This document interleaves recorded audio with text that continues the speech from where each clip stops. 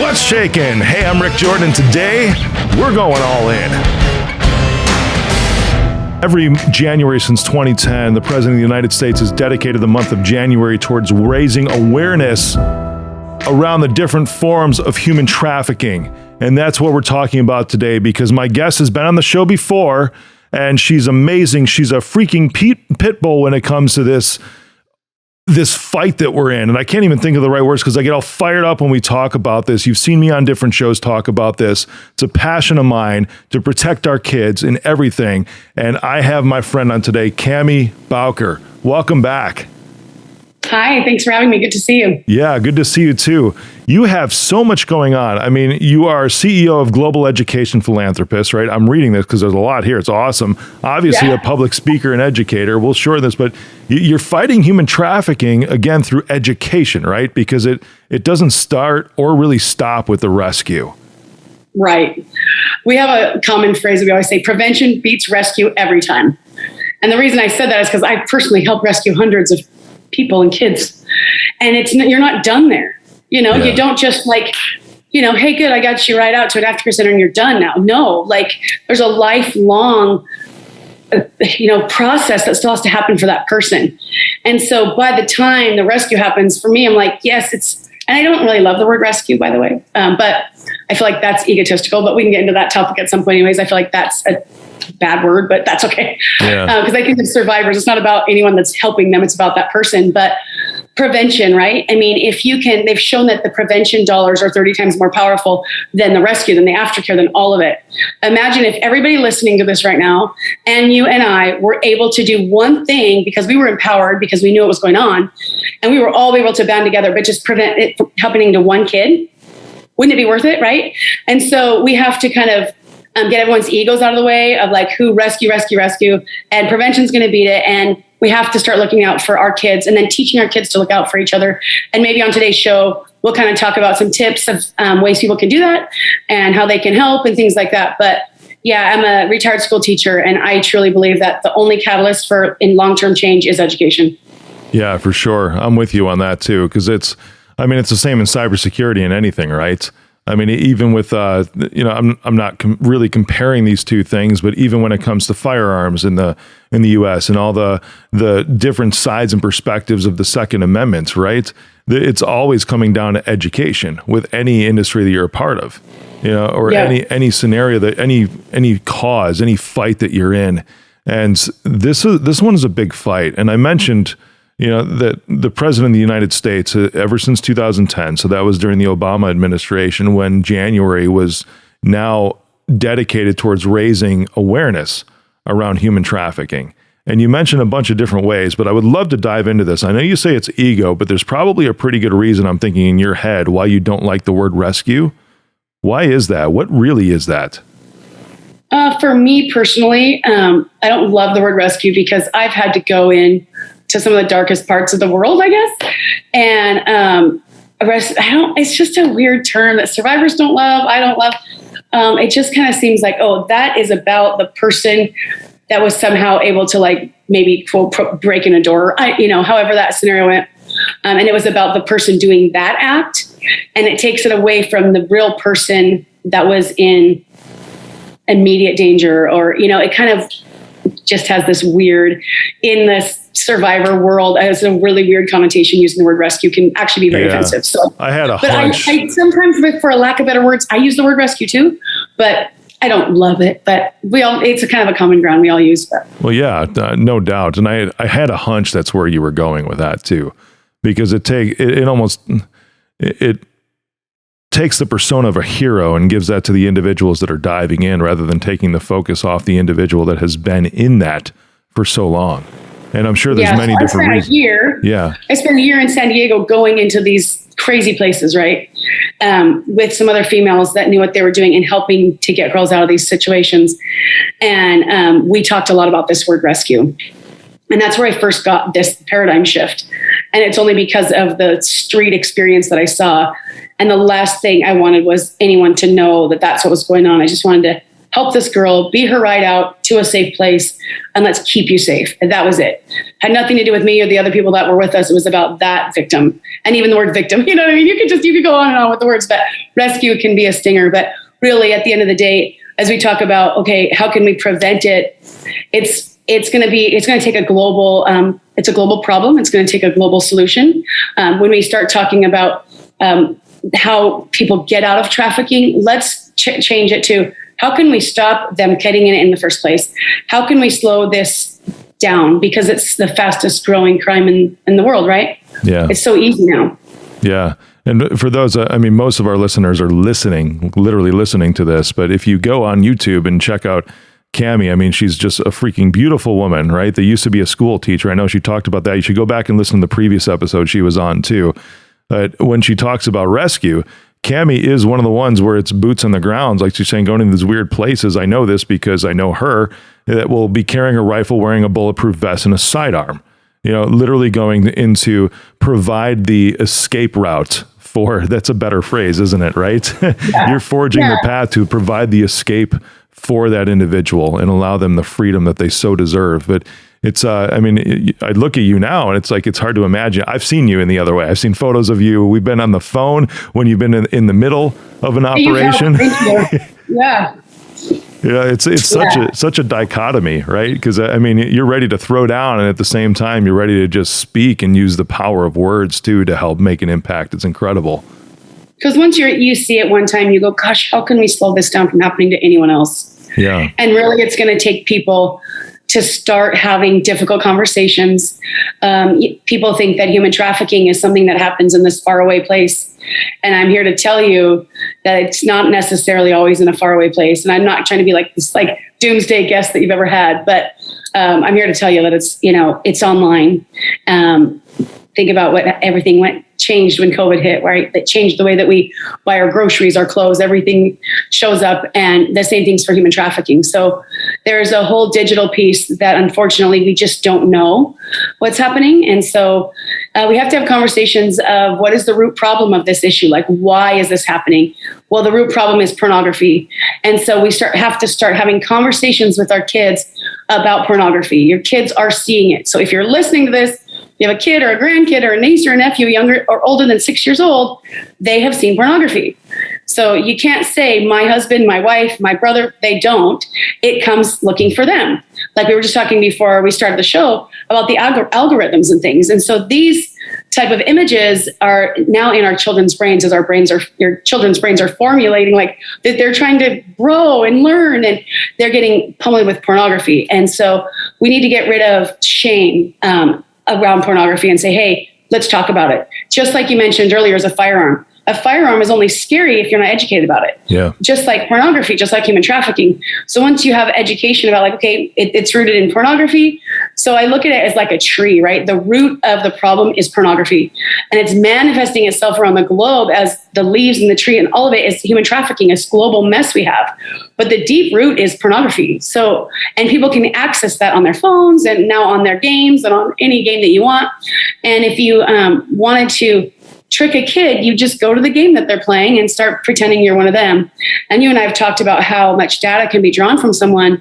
Yeah. And the listeners might not know that all. We might be able to touch on that. But really, what it boils down to is let's start having a safeguard in our own homes, in our own communities, and having crucial conversations. There's a phrase that I've used before that I've said, I haven't said in a long time, but I've always felt as a parent myself in raising my kids, because I have twins, boy and a girl, and then I have a younger one who's going to be 12. I mean, they're old now. They're going to be like 15, right? But I know it's crazy. But that's my oldest son and my daughter are going to be 15 come in June. The phrase is, if they're old enough to ask the questions, they're old enough to know the answers. And I feel like a lot of things like porn or anything, I mean, sex, whatever, is always swept under the rug. It's like, and this phrase that I recall even from my childhood, we'll tell you when you're older. When I would ask, it's like, well, wait a second, and I think back to when I was 6 or 7. It's like, if I'm asking the question, I'm obviously thinking about it. So don't shrug me off. And I've never done that with my kids either. And you definitely haven't. I know that about you. But this is something I want people to think about in that same format. For some reason, we have this conception, and I say we as like a human race, not pointing anyone out, But we have this conception of if we don't talk about it, our kids are going to be okay. Don't talk about pornography and they're going to be okay. Don't talk about sex and they're going to be okay. No. How about just like, don't talk about guns? And then, you know, the kids aren't educated by it. They're the ones that are people. They're the ones that end up sometimes injured. But once you're educated, then you know what to do. The same thing. We have to have no judgment. We have to talk to the kids about pornography because I do school assemblies and stuff. I still just can't quite get out of the schools. I love them so much. And I talk to teenagers and I'm like, I know you send nudes. I know you see porn every day. And it goes from like this, hey, here's a teacher, she doesn't know, to like, oh crap, like, yeah, she does. And so parents need to understand, like just the case I called you on in Phoenix, I was like, what do I do? Can you help me tie these together? That case was one where it was like, we knew who had this girl. And so I made a fake Snapchat and I said hi to him. He said hi back to me, send me a nude. And I realized that's our kids' normal day. To any stranger, hi, send me nudes. And that is something that parents, unfortunately, it's not comfortable to think about. It's not easy sometimes, but that's the reality. And it's that quick too. Exactly what you said. It's hi, send me nudes. It's a third freaking message. Yeah. And within less than a minute, right? Yeah. And so we have to get rid of the like, oh my gosh, you pointing fingers, and then take accountability about being a responsible parent and saying, yeah, you might get mad at me if I ask you this. But also, if you get yourself into a situation, please know me and your dad or however you're co-parenting or whatever can handle the conversation if you've already gone down this path. Because so many times we see kids go down the path of sending the nude and then regretting it and then feeling trapped. And traffickers will, you know, blackmail with that photo. I'm going to show your parents. I'm going to show everyone. So do more. Yeah. They're never going to show your parents. You know, I tell teenagers this. No adult male or female is going to want to tell the world I have a picture of a 13-year-old naked boy or girl on my phone. But in the moment, the kids don't understand because they're too scared to tell their parents. Yeah. So these instances can happen on any game, any social media outlet that we have that has a chat feature. So we have to start understanding, okay, our kids are seeing things. They need to understand that they can come to you if they seem to be in danger and they don't know who to talk to. Yeah, for sure. And the conversation is so crucial too, in order to provide, this is what I was talking about when I was on Newsmax a couple of weeks ago with Bob Sellers, when he was going hard. He's like, well, what about big tech? And what about the algorithm and all this stuff? I'm like, I laughed at him. And I'm like, dude, what about responsible parenting? You know, don't you think that comes into play some places too? You know, having those conversations, allowing your kids to feel open to where they won't feel judged about bringing these very sensitive topics to you as a parent. You know, that's something that we need to foster again within our households. Because again, if it's porn or sex or anything else, and you're saying, I'll tell you when you're older, that doesn't help them in any way whatsoever. It compounds the problem because they're already talking about it. They're already talking about it with everybody else but you. That's right. They're already getting it. They're already seeing it, but you're just someone they can't talk to. Yeah. Right. Unfortunately, like, you know, you look at the send me nude scenario. Okay, let's imagine back in my days, let's say, you know, what I'm saying is like our kids, what they are raised in right now is so crazy compared to some of us. So they're right when they say to us parents, you don't know what you're talking about. In many instances, they're right because I'm 40 something. I'll just leave it at that. Not later 40s, I'm early 40s. No. I'm early 40s. Go to YouTube. Cammy's really 33, okay? It's true. When I was a kid, I mean, imagine the absolute asinine question of send me a nude. You'd have to get this thing called a 35 millimeter camera. You'd have to snap the thing, maybe 100 pictures of it, send it to a photo booth guy, which they probably would never develop it. Then you'd have to put a stamp on it. You'd never get it to a boy. That'd be ridiculous. Yeah. And so our days was like a flash on the playground, right? It's like, oh, okay, whatever. No. And now it's like every conversation's over-sexualized. People's profiles are over-sexualized. Everything is diluted as far as any sort of sacredness in an intimate relationship. Like, I think that does fall back on the responsible parent piece. We can't hand them an iPhone or an Xbox and it'd be like, good luck to them, right? So it'd be like handing them the keys to a Maserati. A Maserati is awesome. It does really cool stuff. But if you give the keys to a Maserati and say, here, I'm going to take off. I'm going to go to the store. I got this cool Maserati in the garage. Here's the keys. Don't turn it on. They're going to go in, start pushing buttons. And then they're going to drive it through the front door or the front garage, whatever. That's the same thing with an iPhone is we give them an iPhone with no instructions. And we hope that they're not going to have a disaster happen. Of course they're going to have a disaster happen. We have to talk to them. And so it's our job as parents to do more. And maybe there's because there's this thing, right? Because if you're shoving it under the rug with people, you know, in the conversations with your kids and everything else, you're saying, like I was saying, oh, we'll just tell you when you're older, you know, and I'm hearing what you're saying. I'm almost kind of comparing it. And this is where I'm wondering, where does healthy sexuality come in? How do you feel about this? Because, if I compare it to like abstinence is the best form of birth control, right? And if I hear you, it's like, don't post any of that because that's the best way to protect our kids. How do we still promote healthy sexuality? I think it goes back to the responsible parenting you were saying, right? I don't think we should shame, like we have kids we have transgender, we have all of these things going on. And really the world, like I said, that they're growing up with, they're looking at sexual images, having sexual conversations at such a different age than we ever did. We were just looking at a study of an 8-year-old boy that was addicted to pornography, right? And then there was another case in the States where these little boys stoned a girl to death because she was 6. She wouldn't do what they saw in a pornographic video.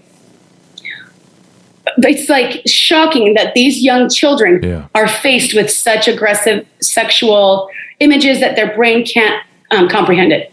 So I just think it goes back to the responsible parenting conversations of, okay, we're safe. I'm safe to talk to. Your mom's safe to talk to.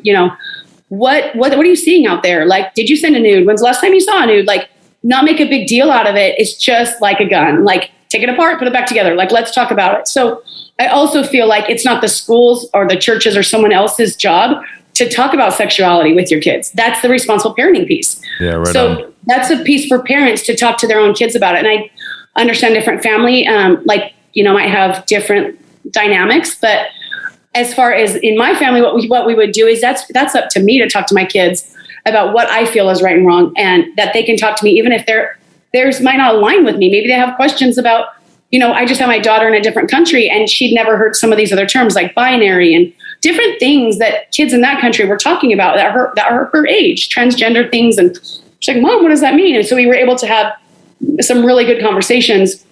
And I think it has to come from, let's just talk about it. What are you seeing? And a place of love.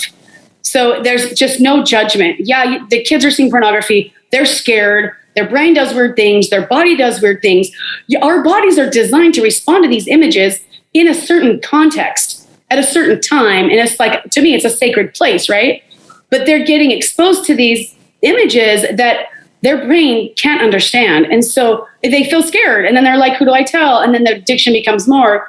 And so I talk to the kids constantly, like, you're the person that you are when there's no one around and you pull your phone out when you're alone. Yeah, right on. That's why I knew you were going to go there, and I wasn't looking at you like you were crazy because it was, you're talking, no, because I agree with you about the photos on social media and all of that, because it's the same principle as what we were talking with the conversations. Your kids are still going to see it everywhere else, but they're going to see that you have a higher standard. And it's also when they feel comfortable to bring those topics to you, say, hey, I saw this today, Mom. I saw this today, Dad, to encourage them and say, hey, how'd you feel when you saw that? I kind of felt good, right? I'm like, awesome. You're supposed to feel good. You're a person. Exactly. Right on. Yeah. When you see these things, this is how humans are. Sexuality, is part of our core beings as humans, to be able to interact that way with other people. You're supposed to feel this way when you see these things. And let me tell you the context of these, and then we'll get into video games. I want to hear about your documentary and everything too in a bit. But this part about the responsible parenting, that's where I was asking, it's like, where do you feel like healthy sexuality is? What I'm describing, I feel, is what healthy sexuality is. Encouraging your kids to say, it's good to feel that way. That this is how you're meant to be. And here's the context as your parent, because when they feel comfortable talking to you about it, it's your job as the parent to instill the values in your kids that you want them to have. So whatever that is, whatever your values are, it's your job to instill those within them and not to shame them for feeling the way that they're feeling when you haven't even expressed to them what your values are yet. That's common sense. If you're abdicating your responsibility of instilling your values into your kids that you want them to have, to school, to church, to anybody else, you suck as a parent. I'm just going to give you the straight truth. Okay. It is your job to instill the values into your kids that you want them to have, not anybody else. And if they feel like they can come talk to you, if they're like, my values don't match, like we have people that are coming, a lot of survivors, I think of some stories as you're talking, they come to their parents and say, you know what, I think I'm gay. And their parents are like, get out of the house. And then they're stuck on the streets. Oh my God. Yeah. And so we also have to kind of feather the petals and go, okay, these are our values, and I can be here to talk to you, but make a relationship and a respectful thing. So they knew it's a respectful relationship, so that they knew if something went off of your values, they could still come and talk to you, because it's going to scare them. They're not going to know what to do. But time and time again, you see so many times where people end up homeless or something over a value issue in their home, and then end up trafficked. So what we just need to do is it's up to us parents. And if you have a niece or nephew and you know their parents are shy, be that person for them. If you don't have kids, like, we can be better as men and women. We can be better. We can go anything from talk to your kids tonight and ask them, when's the last time you sent a nude? They're gonna think you're crazy. When's the last time you were sent a nude? You know, all of your kids' Instagram inboxes and TikTok are full of naked boys and girls saying, hey, click on this picture. I love you. Algorithm guy, that's not a person. It's a picture, a fake picture. There's even so many ways that could totally be a computer. Am I right, Rick? Oh yeah, all the way. It's not a person. So, and when I do school assemblies, I'm like, okay, boys, you think you're like, I'm so cool. There's these ladies with these bikinis. Message me. No, it's a robot. It's not a person, whatever. So if you just could get your brain to be wrapped around the fact that, okay, boys' Instagrams, the algorithm, it's a computer, it's a robot sending you pictures of other computers just to see who's going to bite, because way down the line, there's money to be made. Simple. Okay. Look at it from a marketing perspective. Easy. So just talk to your kids about when's the last time you saw a naked person. Today. When did you today? I promise you they did today. If you gave your kids a phone and didn't talk to them about things, and conversations on their video games and things, but we can't shame them and go, my husband's never seen somebody else in there. No, they have. It's on the thing. Let's talk about it, whatever, and move on. We can still be adults here, but this not talking about a thing, it's just it's absolute madness. We've got to open up the conversations. And so we're going to work hard to do that, because I think that if some of these victims I've seen had a safe place to go, or someone in their life that they knew they mattered, they could talk to, they wouldn't have ended up in the scenarios that they ended up in. Yeah, bingo. Now, one way you're doing this is you're making a documentary right now, too. One way you're getting the word out there. Tell me about this. You're in Belize right now, right? Yeah. So I'm in Belize at the moment, trying to work and have a little bit of a holiday break, but I don't like to just have a break. I like to go work in the orphanages and aftercare centers and stuff. So I've been in this human trafficking fight for about 5 years. And I realized I'm an educator. I went to the University of Washington and Stanford. I did some work in Stanford studying how kids' brains learn. And then I was able to help kids learn math better, even though I used to hate math. But it dawned on me when I was doing some human trafficking work, wait a minute, hold on. Kids that keep getting in these patterns, they just don't know that they're a target. And it was a few years back, we were working with an organization that rescues kids by the hundreds in Asia. And they pull up in these fields where the kids are actual slaves, and they get them out. And in that culture, they still have to actually still work as a kid, but they get them to healthier scenarios where they get school and things. And it dawned on me, this little boy, he was with his family one morning, and then the next day he was out there working. He was 4 years old. I'm like, what in the hell? What? He didn't know he was a target until it was too late. Same thing with a couple of the other cases I've talked to you about. They don't know they're a target until it's too late. You know what we need to do? We need to help the kids in the world know that they are on this battlefield, and they're just marching along. They have no way to defend themselves. They have no armor on. They have no weapons at all. And they have this giant target on their back saying, I'm worth $1 million. Because by the time they can get trafficked, sold for organs, it's crazy. A trafficker can make $1 million on a person. Excuse me. And so I realized we've got to let these cute kids know, these sweet kids in the world that are just trying to grow up and be kids. And nobody's defending them. We need to be better. How can we defend them? How about this? I'm just going to be a little bit better at my interactions online as a mom. I'm going to let my husband know, hey, if you're seeing porn, I'm not going to judge you, but can we talk about it? Let's get rid of all this judgment stuff and start defending our kids and really banding together. And so I went on a deep research project and pulled together a really amazing team. I have the BBC correspondent from China, who actually reported on the Wuhan lab as my investigative journalist. I've hired her on full time for the last year and a half, just studying the digital forms of trafficking for our kids. Really cool. Because I've been watching how it goes from, hey, send me nude, to oh my gosh, it's happening on Fortnite, Roblox. It started here, starting at 8-year-old, 6 years old. And the teacher in me and the educator in me is everyone needs to know. And then they can start looking out. And if you and I know, and you can start looking out in your circle, then they can start looking out in their circle. And so that's what we're doing. We'll be filming some of it in Ireland, most of it in Ireland. So I now have a home in the States and Ireland, and we're pulling cases from around the world. And just, it's not going to be by me. It's going to be by kids, for kids, because at the end of the day, if, I know I say, open up these conversations, but I can guarantee you the answer you're going to get from your kids is, okay, mom and dad, you know what you're talking about. And so we need to have it the brain, as a teacher, like if a kid tells another kid, hey dude, like 1 + 1's 2, like they're like, what? But if a teacher tells them all day, they won't listen. And so there's this peer-to-peer situation. And so this documentary is going to be from kids talking to other kids so they can actually understand it's really happening. And we have kids saying, hey, yeah, I was trafficked on Roblox. I was trafficked on Snapchat. I was trafficked on Fortnite or, Grand Theft Auto. And I'm lucky that I'm still here to tell it the tale. Like, can we just be better? Can we start looking out for one another online? Like, if stuff looks weird, like when I talk to teenagers, they go like, yeah, that looks off, but I don't want to say anything. We got to take care of those barricades too and go, you know what? I know it feels weird to talk to your friend. Like, why are you posting those pictures? That seems weird. I want kids to start just having some ownership and being like, I'm going to look out for each other. Like, yo, what's up? Are you good? Can I help you?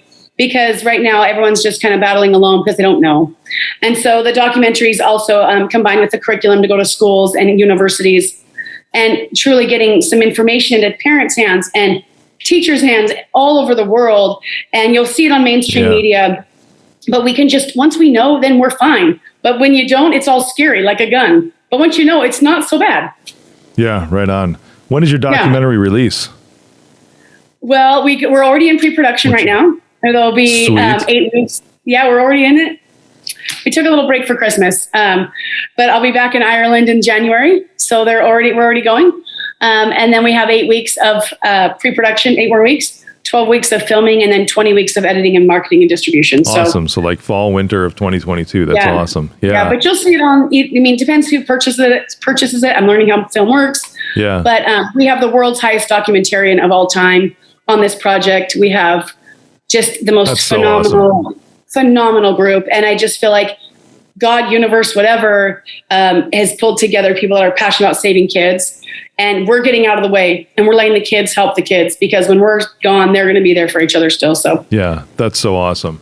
You mentioned a couple things as you were going through that, different areas that kids are trafficked on, whether it's social media, Snapchat. I mean, this even happens on Facebook too, Instagram.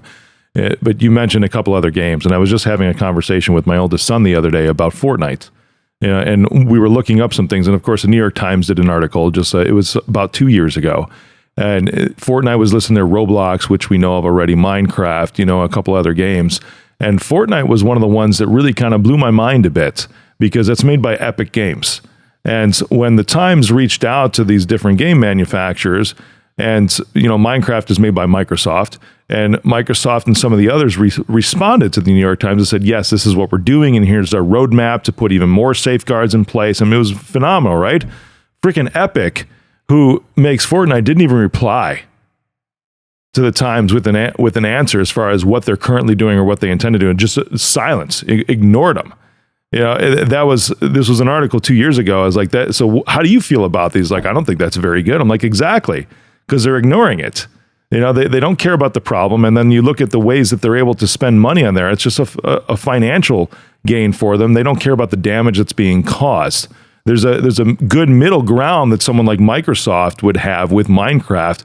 And as you look more into it, a lot of this happens. Yeah, they're sending news, but a lot of these things happen when they move over to voice chat in these things too. And then it becomes, hey, what's your address? Where do you want to meet me? And that's how things begin to escalate. What are some of the other areas, some other games, because Roblox and Fortnite are two of the biggest ones. What are some others that you see so that we can let parents know? And also, what can they do about this? Well, this isn't going to be a popular answer, but throw it. Every game, the chat feature, every single game that's online. I know that's like the worst answer in the world. But if you think about, and I'm going to go down like the pedophile route, okay? Think about people that wake up with more sophisticated technology than law enforcement, or people that wake up with an intent to get kids, okay?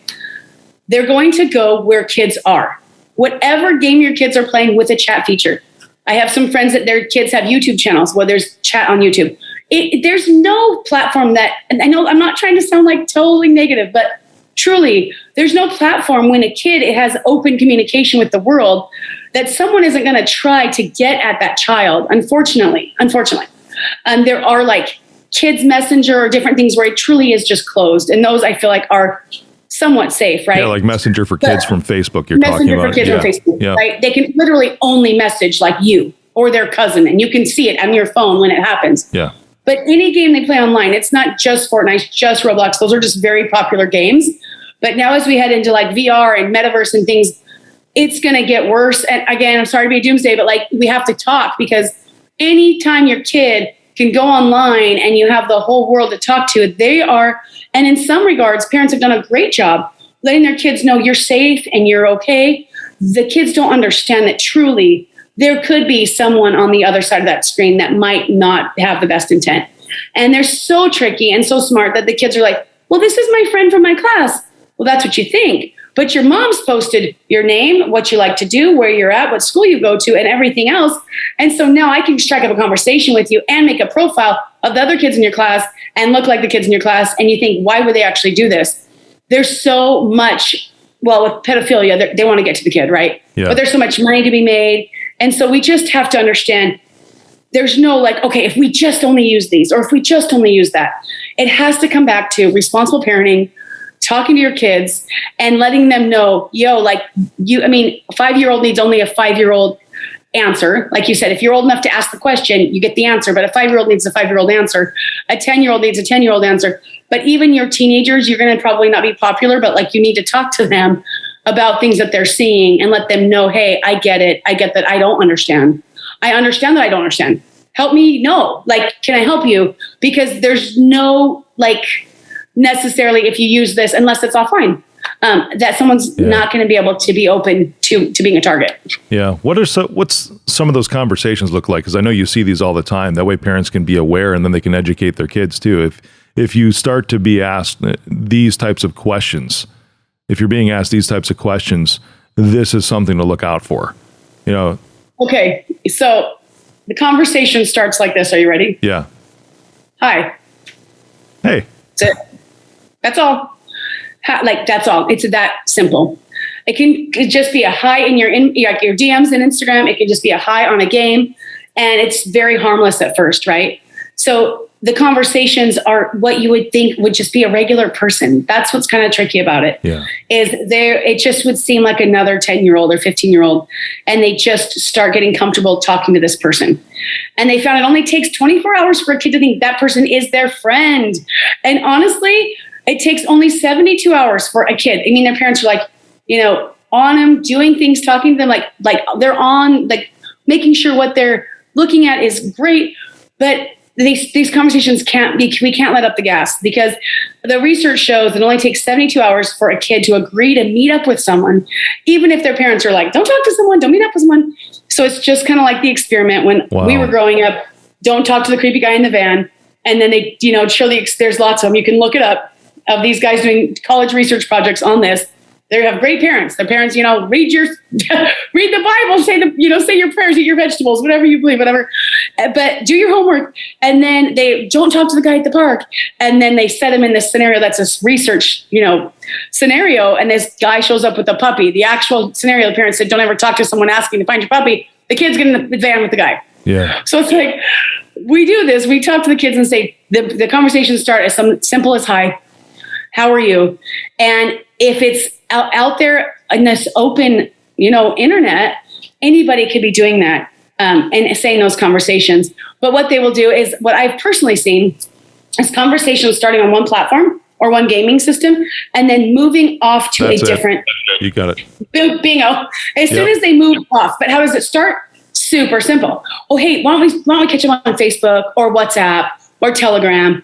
Or a Signal, and the conversations move. And I've even seen where a question's asked on an email and answered on Snapchat, asked on Facebook Messenger and answered on a different platform. So it gets kind of crazy, and our kids are very brilliant. I believe kids are so smart.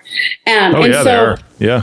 They're so smart. Yep. And so that's kind of how it starts, but how it finishes is all over. As soon as they move off to a different platform. Don't you agree? Yeah, right on. And those platforms are usually typically considered to be more private too, like a Snapchat where you have disappearing messages, or Signal, or even Messenger now. Facebook Messenger has an invisible chat feature that's on it. But especially when they're starting on the games, yes, with Roblox, Fortnite, Minecraft, whatever, those chat says hi, like just like you're saying, and then it's like, hey, want to snap? And that's it. Then it's off platform. And then that's not something that a parent can monitor anymore, because there are parental monitoring features that exist within the chats of some of these games that exist that are there, and that's where Microsoft and some others responded and said, here's what we're doing and here's how parents can monitor things. But when they move off platform, and that's one of the things to let your kids be aware of. If somebody asks you in a game, because I'm not going to tell my kids to stop playing every single game has a chat feature, right? Plus, they're almost 15. It's not real. Yeah, it's exactly. Not it's not realistic at all. But if anybody ever asks you, here's some questions to look out for. But if they ask you to go to a different platform, some sort of messaging app, that's a red flag for you. Come and tell me right away and just have me look at it. And we'll see what this person's about, because I want you to be safe. I don't want anything to ever happen to you. I love you so very much. I care about you. And you can ask me any question you would ever want to ask me, and I will answer it. And if you've gone down some path that you're scared about, and you're scared to tell us about, I can handle it. Yeah, right on. I'd be mad for a second, but I love you and I can handle it, and we'll get through it. That's responsible parenting, is creating that so that they feel that there's an area of no judgment, and they feel that you are the safe place. Because if they don't feel that you're the safe place, as a parent, they're going to go to somebody else that they feel is a safe place. And it only takes 72 hours for them to go to some place with that person they feel is the safe place. Is their friend. Yeah. And a lot of the conversations we see, like, my parents don't understand me, blah, blah, blah, blah. And then that predator's like, oh, okay, well, hey. And so just let's be that safe place. Let's have profiles that we're proud of. Let's just be better. If we could just, I get a call from the Attorney General, and this happened 9 months ago in Utah, saying we have a girl that was gang raped by 30 dudes, 15-year-old, in a car naked. I know you guys have resources here, through a friend of a friend, like, how can we all band together and get this girl some resources? The reason I have such a strong disdain for grown women using social media as a sexual symbol is because of the calls and the things that we see like that. Because we can be better. We can be a responsible parent. We can be role models without having to teach kids that they should use their body to get approval. There's so much more to us than that. Yeah. And so that's why I have such a disdain for it. I know on the surface it can seem really abrupt, but the reason I have such a disdain for such a disregard for safeguarding the next generations of females is I just want women to go, wait a minute, I can be better and I want to be better, but I can't preach like Jesus loved the whole thing and fight against trafficking if I don't even care about protecting my own daughters and the next generation from maybe thinking about let's be awesome. Let's safeguard just our bodies. And so that's another piece when you ask me about, how do you talk to your kids about sex? It's safeguard your body. Let's help remember how awesome that we are. And it's not this filtered, diluted thing that we all in this crazy online world we live in. It actually can be amazing. Sex can be this wonderful thing that someday in the right contents you should be able to share. But if you've gone down a path you're scared about, come tell us, we can talk about it. But right now, everyone is just I use the term pedaling to beat the band. We're just going. Every parent, everyone's going the wrong direction. And we need to come back together, pull our families back together and okay, because truly my kids are the first generation to grow up online. Yeah. And what we're seeing is they're getting all of the destruction left behind. And we got to try to pick up the pieces. So we just have to be better, be freaking better. That's it. We can all be better. And then if you're not better, just be better tomorrow. Let's just always be patient and kind with each other and love ourselves a little bit more and go, okay, yeah, maybe I did this one thing that was bad, but I just want to be better. Or I posted this picture or sent a nude. Okay, kids, I know you did. It's fine. Let's move on and be better.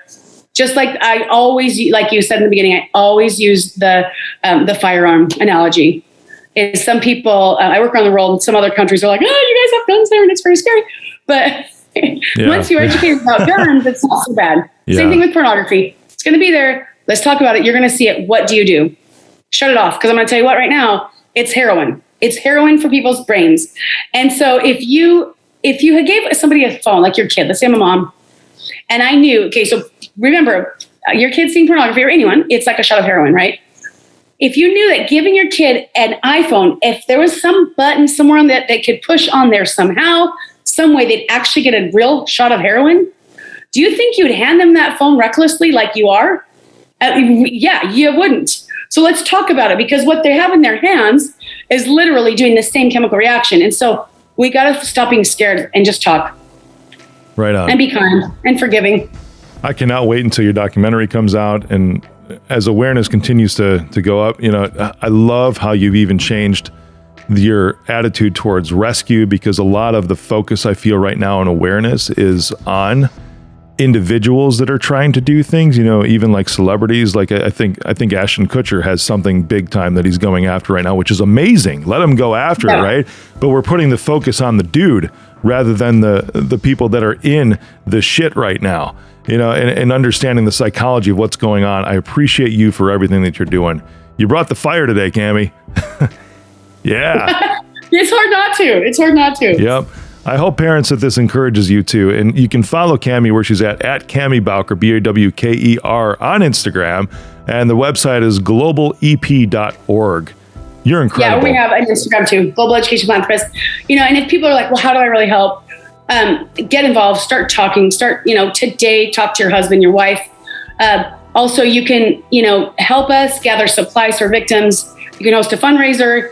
We rely solely on donations, and we couldn't do anything that we do without you guys. We've worked all over the world. But truly, if you want to get involved, just go to globalep.org, sign up as a volunteer, and you can be an advocate in your own community, start talking, and just be better. But at any time you want to just hit us up, info@globalep.org, send us an email, get your company involved. We have some business sponsorship packages where you can do a percentage of your sales to fight trafficking, and we'll make sure 100% of it goes to the victims. So that's awesome. globalep.org. Thank you. Enjoy the rest of the month. Let's blow it up and make some people aware of what's really going on. And share this video, because January is Trafficking Awareness Month. So raising awareness itself can help open up the conversations and truly help someone that you have in the circle of influence to prevent trafficking. So share this video, share this podcast, globalep.org. Thanks for having me, Rick.